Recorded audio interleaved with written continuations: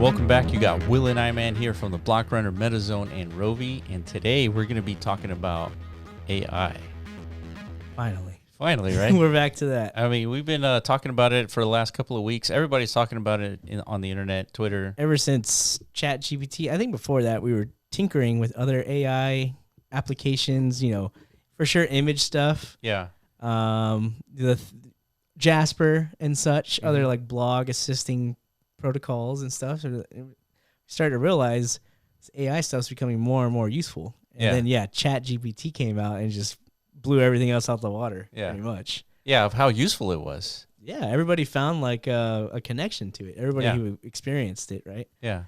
And I think it's opened everybody's eyes, like AI for sure. We've all heard about it, but we didn't know exactly how it was going to impact us on an individual basis. Yeah, and AI is not a new thing. It's been talked about for a long time. And the company, Google, purchased this AI company called DeepMind a long time ago. Okay. And when that happened, I remember there was like this huge pushback on a company like Google owning something like AI. Pushback from what? Just what like sense? Just like the potential apocalypse of something of those two combining. Because AI is just too powerful. Yeah. Or like a fully matured, extrapolated version of what exists now. And have you ever heard of DeepMind? No, I did not. I missed that. For some reason, nothing. Well, I wouldn't say nothing has happened with DeepMind because Google has showed off ways where your personal AI assistant can call and make reservations and like use a voice.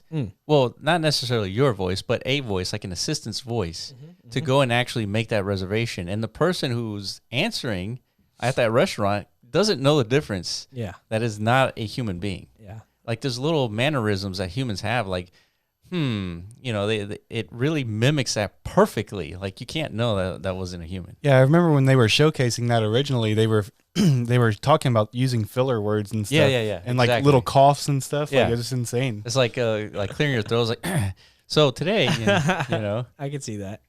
Yeah, just to eliminate the roboticness of what we know. And today. It was perfect, dude. Like perfect? Perfection? Perfect. So is it like already an application, or they're trying to make it into like your personal assistant would speak to you in those mannerisms. Okay, so maybe this is like an avenue for Personal.AI, which is a project we're looking into. Yeah, so maybe a future Google acquisition, potentially. Yeah. Yeah, so Personal AI sounds exactly what you think it might be. So it's an application where you feed it your own data, and in that data, it's like basically you have meetings, you have notes for the meeting, you have like events, you have pictures, documents. You feed it all this data throughout your life, and then now it becomes your personal AI where you can ask it questions of, hey, do you remember in last October, I went to a party and I took these pictures. Can you bring those up to me? And then it would just find those pictures and it would present them to you. Yeah. And it would be presented in a dialogue format. It's not like a search where you upload pictures with tags and like you're putting in October and no, it's just like, just give me the pictures from last October of this party.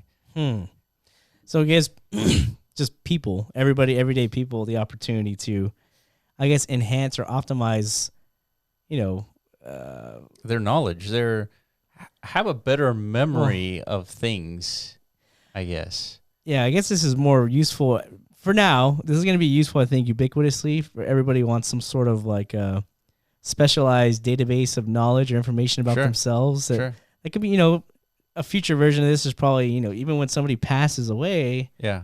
The knowledge base of that individual is so strong to where anytime you interact with it, it's almost like you're still interacting with that person. Obviously, they're actually not around, but it's still going to hold some meaning. It's definitely value if you have like a value of knowledge. Sure. Like imagine Steve Jobs having access to something like this, create a personal AI. Yeah. It's almost like he never died. Yeah. Like he probably would still be innovating from the grave. Yeah. Most likely. Yeah. Right? Somehow. If it was that mature to where, I don't know, it's just like, hey, Steve Jobs, here's this new AI breakthrough. Let's teach you everything about it. Yeah. And then with all the experience and knowledge of Steve Jobs' past and the way he could utilize this information, maybe he could output something different, something unique. like he would do. Maybe. Now, I might be like, overblowing things here. I don't know if Well, it's not that much of a stretch because if you're able to collect how Steve Jobs thinks by the stuff that he writes, tweets, the tweets that he would blogs. make, blogs, you could come up with like ways where the AI would produce a document that would sound exactly like Steve Jobs. Yeah, I totally agree with that for sure. Yeah. So this is and the thing that's interesting. So we kind of like made a prediction like this was coming, right? Not too long ago. Yeah.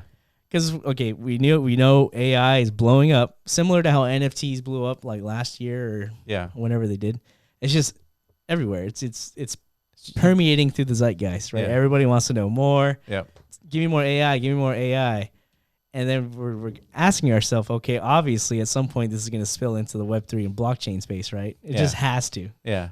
Because it's too damn perfect of a marriage of technologies not to exist. So yeah, and I was doing research on AI independent of like Web3 tentacles, right? Correct. It's just completely independent. You just wanted to know more about the tech. Yeah, just want to see what products are being developed, just to see. Maybe they're useful to me. I find this to be potentially very useful to me. I think so too. And so we haven't talked about all of its applications. So the whole idea is this application, you feed it your own data, and then you can ask it your own questions about like memories or things in the past that happened. It just recalls all of it, right? But then this is a product that you can share with others where people can ask your personal AI questions about the metaverse, for example. We know a lot about the metaverse. Or whatever your expertise is, right? Yeah. Similar to like a consultant. Right, exactly. Yeah. And so now they could pay to access your personal AI to ask it a bunch of questions. Wow. And so now all of a sudden my understanding of my expertise is now accessible in a way where I don't have to spend my time as a consultant to respond to all these inquiries. But there's like a little access fee, I guess. Sure, yeah. Is that the actual revenue model that they're portraying here? So their specific revenue model is Web2 like. So it's like about $40 a month. And now you have like this personal knowledge base of your own knowledge accessible. So you as a user, you purchase and pay for the monthly subscription. Yeah. And then with that, you get access to your own like database. Yeah, basically. And you just pump it with as much stuff as you can. Yeah. So I guess that's the Web 2 model. Yeah. Sounds like it's gonna work great. There's one more like wrinkle to this before we go into the Web 3 side. You know I'm itching to get into the Web 3 stuff. Oh yeah. I'm always looking for that. The other wrinkle, they have a different tier of model, right? Business model. And it's creating a community-based AI. Yeah, that's what I thought was the Web3 stuff. No. So that's a separate thing. Okay. So now a community can funnel or feed this AI some data about a particular community. For example, MetaZone, which is our product. Yeah. There's a lot of people using MetaZone. They have knowledge about how it works, why it's important, all this stuff. And perhaps new users would ask the community AI about, how do I get started with Rovi? How do I get started with MetaZone? How do I do this? And the AI is just producing answers to all this as if it was a human. So what would be the community's, I guess, incentive or benefit from providing all this information, other than if you're like a real passionate community member, you know, you're by contributing any kind of information or experience to this knowledge base here. And communities, they contribute a lot of stuff without necessarily like direct compensation. They just like creating Reddits, creating blog posts, YouTube videos, like all this stuff can be fed into the AI and now actually usable and like accessible. And so now all of a sudden they have this section on personal AI called AI and Web3. Yeah.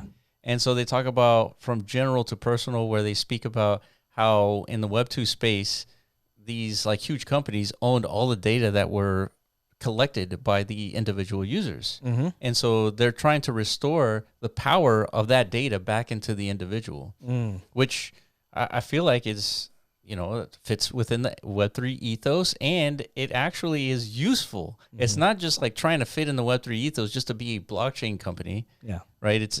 There's use to that. A personal knowledge base that's accessible by someone else, I think, is very useful.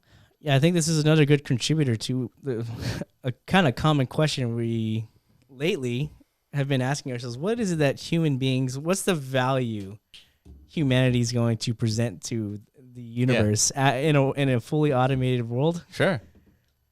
I think it's a good example of that. Rather than just like dumping our presence onto the internet, like as a shotgun blast, just in the internet, just kind of soaks all of this information in and sorts it out. Yeah. Based on all these different algorithms and stuff that are developed. Yeah. You're presenting the public, the people, the opportunity to be, tailor specific on what it is they want to contribute as far as like an information or knowledge base, right? Yeah. I know a lot about crypto, but I am honed in on us, our community. Yeah. So I want to contribute specifically to the block runner guys. Yeah. And so that whenever they launch their AI personal products or whatever, it's better. It's more enhanced. And then through that, maybe more inquiries are being asked from the AI itself. So there's got to be a revenue feedback there. Yeah. And I think because somewhere in the writing in this text it's a creator economy where people can invest in the creators themselves. Yeah. So to me, that says token all over it. And then, of course, there's token. It says tokens spilled all over this page as well. Yeah. To me, it makes the most sense. And they use social token as well, which is another sector we've been covering over the last couple of years, which we know will blow up at some point. Yep. Because it's such an obvious use case for tokens and how to galvanize a community. Now you're galvanizing a community through the usefulness of tokens to produce some real tangible value, right? And an AI that's so well trained and tailored information wise, people are paying to inquire from it. Yeah. Yeah. This is so useful that like it's a no-brainer sort of blockchain project, and we're seeing like the early beginnings of what will become a craze in crypto. This is basically the sector I was imagining to emerge, but the thing is, Personal.AI, they've been around since 2020, so which is a good chunk, 2-3 years ago. So I wouldn't batch them in as like these are some opportunist projects. Right. Like after ChatGPT's runaway success. Yeah, all of a sudden there's a new project. They just spin up, and these guys have been at it for a while, but I think these guys, they obviously will penetrate Web3 at some point in the near future.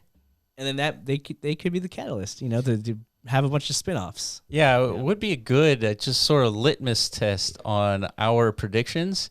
If we go back into the web time capsule, and we go back to what their website looked like in 2020 and see if they had any Web3 elements. Maybe it did. That's a good point. Maybe it did. That's a good point. They probably, but then we looked into their finances and stuff. They're doing fine. They've been actively raising funds. There's a chance that they've been talking about 2020. I mean, everybody knew about crypto in 2020, right? So it's not too much of a stretch. And ChatGPT didn't really influence anything in Web3. It's just a new tech that people are liking. That's true. Yeah, this whole AI sector has been in the works. But one distinguisher, we've made a video about this in the past too, or maybe a podcast recording, is what ChatGPT did is very similar to what Facebook did whenever they pivoted to Meta. It's like they drew a division. Exactly. In the sand. It's like this is the traditional legacy model of the metaverse, what Meta is building, and then there's a Web3 component. Yeah.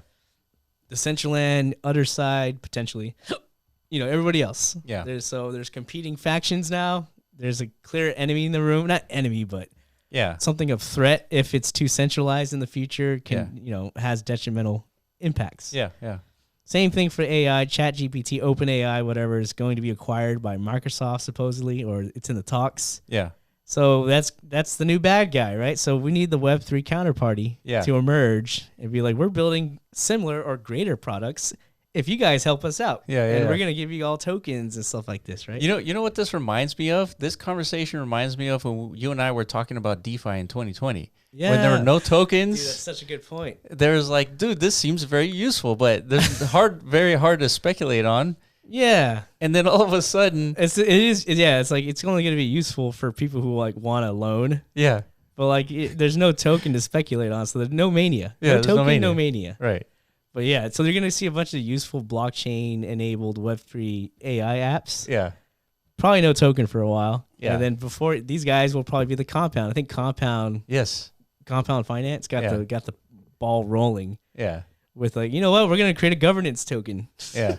So govern the platform so you guys can run it type stuff. stuff. And all of a sudden that spawns Sushi Swap and like all kinds of crazy DeFi stuff. Yeah, it was DeFi summer. food swap and food tokens and food token mania. Yeah. Yield farming, and it just went bonkers. Yeah. And that's what happens, man. And then you're right. And then in that mania, we actually come up with like useful things that come from that mania. Yeah, absolutely. Yeah. So And then people are gonna say AI is a scam. Yeah. After this inevitable, Yeah. pump and dump phase of markets, but people need to understand, like, just because things pump and dump, it's part of it. It's part of the progression. maturation cycle. Yeah. Markets need to mature in their understanding of being able to identify value of things. So That's right. that's what happened to NFTs in the beginning. The most intuitive, easy to understand thing, which are images, Yeah. they took off. Yeah. And art, so you don't have to explain anything. It's just, do you like the way this looks? Buy it. Yeah. But now those days are probably over. Like, now the market's going to mature. They're not going to get burnt by the same thing again. Yeah. The next NFT cycle, they're going to expect a little bit more, something a little more advanced, something With utility. that is actually generating revenue, or something. Something with more function to it, whatever the fuck it is. Right. So that is an example of a market maturing. Yeah. NFTs will come back. They will resurge. Yeah. And people will appreciate them again and not call them scams until even that busts Yeah. in the future. Yeah. Right? So this is all part of the plan. Yeah. It is. It's human psychology. It's not even a plan. It's inescapable. It's just how we are. Yeah. So this is like a PSA. Is like you're gonna see a ton of scams with AI crypto. It's gonna be the majority of every AI crypto project is going to be a scam for sure. Yeah. All their landing pages are going to be some tweak, some twist on what it is these guys have done. Yeah.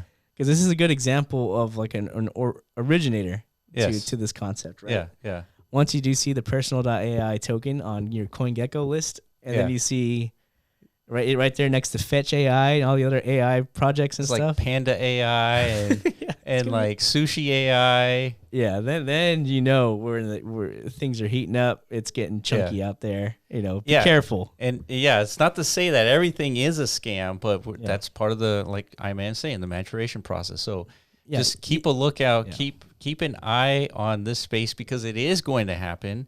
It happened with DeFi, it happened with NFTs, it's going to happen with the AI and crypto and blockchain. Yep. It's just, we got to pick the right horses that are actually developing useful products. Like, for example, Personal AI. I feel like this is very useful.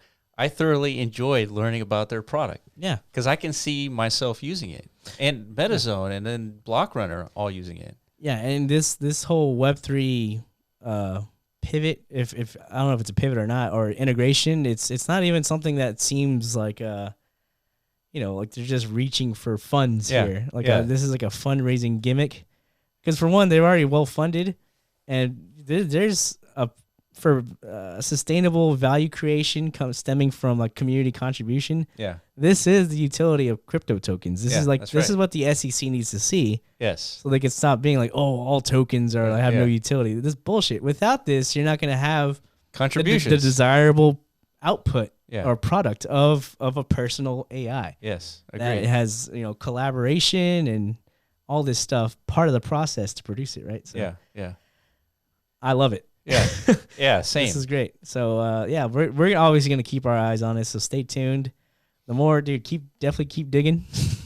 Yeah, and It's if the guys at Personal AI want to come on and chat, we'd be happy to talk about, what's going on here. This is definitely not sponsored. I just, we just like what we're seeing here. True. Yeah, we've been wanting to hear like some better AI takes, because we're crypto heads, we're metaverse geeks. Yeah, we're AI consumers, but we're definitely not experts. Yeah, we leverage some of the AI tools. Yeah, but we would like to have some more robust conversations about what it is AI actually is. Yeah. How does it exist?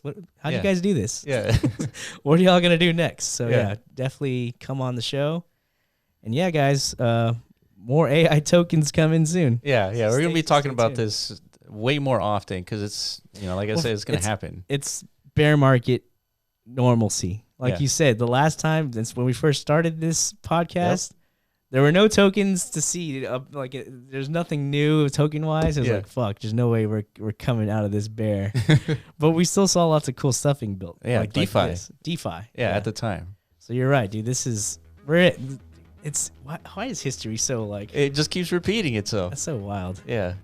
All right, guys, let us know what you think about personal AI in general. Let us know in the comment section below. Follow us on Twitter at The Block Runner, at MetaZone.io, and at Roby AI. And we will catch you in the next video. Peace.